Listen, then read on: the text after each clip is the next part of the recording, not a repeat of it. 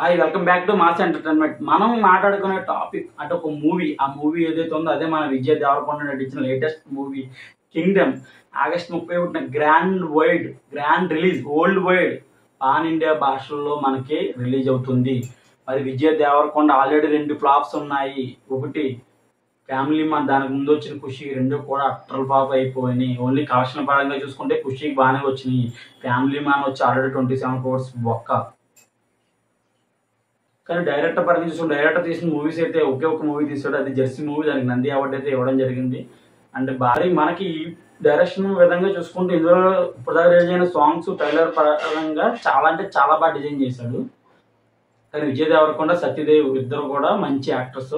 And heroine, latest heroine Bhagyashri Botsa.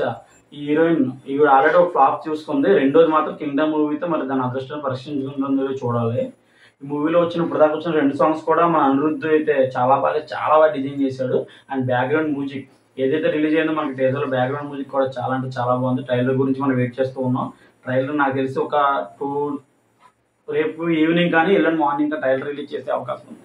Pre release business వచ్చి ఈ cinema pre release business వచ్చి 125 crore అయింది. ప్రీ రిలీజ్ బిజినెస్ దాని టార్గెట్ని బీట్ చేయడం చాలా కష్టం ఇప్పుడున్న మార్కెట్ వైజ్లో. విజయ్ దేవరకొండకి అంతా నెగిటివే ఉంది.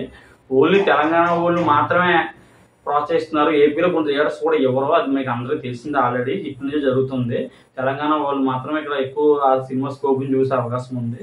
బట్ మన థియేటర్స్ పరంగా చూసుకుంటే సూర్యదేవర నావంశీకి చాలా థియేటర్స్ ఉన్నాయి తెలుగు ఇండస్ట్రీలో.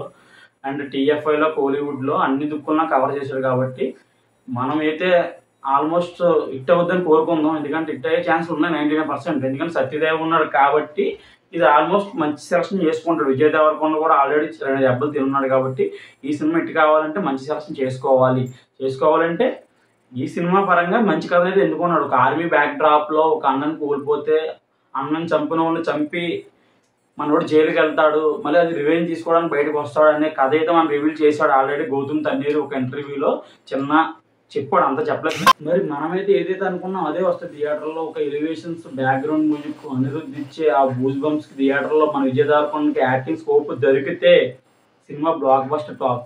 ఫస్ట్ రోజు 70 నుంచి 80 crore ఈజీగా కొడుతుంది. ఇది మాత్రం పక్కా చెప్తున్నా, రాసి పెట్టుకోండి. ఇది మాత్రం పక్కా ఈజీగా కొడుతుంది 70 crore.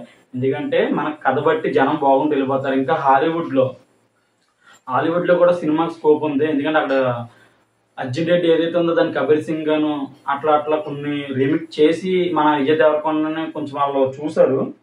రీమిక్స్ చేసిన వేరే వాళ్ళు, కానీ ఒరిజినల్ కథ ఏంటో చూస్తూ విజయ్ దేవరకొండ. కాబట్టి కింగ్డమ్ మూవీ హాలీవుడ్లో కూడా రిలీజ్ అవుతుంది.